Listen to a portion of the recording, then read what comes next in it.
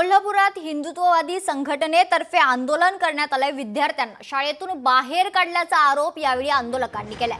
बलिदान मास पाळल्याने खरतर विद्यार्थ्यांना शाळेबाहेर काढल्याचा आरोप आंदोलकांनी केलाय। कोल्हापुरातल्या राधानगरी तालुक्यातील सरवडे या गावातल्या शाळेत विद्यार्थ्यांनी बलिदान मास पाळला म्हणून त्यांना शाळेतून बाहेर काढल्याचा आरोप करत हिंदुत्ववादी संघटनांकडून जिल्हाधिकारी कार्यालयासमोर निदर्शनं करण्यात आली। तर हिंदुत्ववादी संघटनेच्या कार्यालयाला खरतर कार्यकर्त्यांना यावेळी मारहाण केल्याचा आरोप करत त्यांच्या विरोधात गुन्हा दाखल करण्यात आलाय।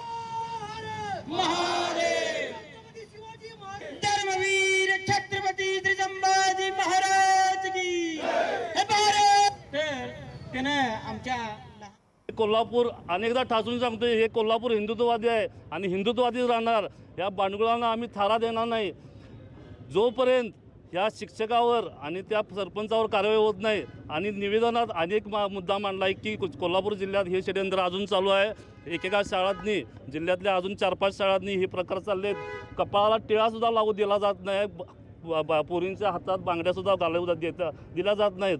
त्या शाळांना पण इशारा आहे, सर्क्युलर काढावा जिल्हाधिकाऱ्यांनी आणि त्यांना सांगावं आमच्या धार्मिक भानगडीत त्यांनी पडायचं नाही। हे सगळं बंद झालं नाही तर मोठ्या प्रमाणात आंदोलन छेडलं जाईल। अखंड महाराष्ट्रात सगळा हादरून सोडला जाईल।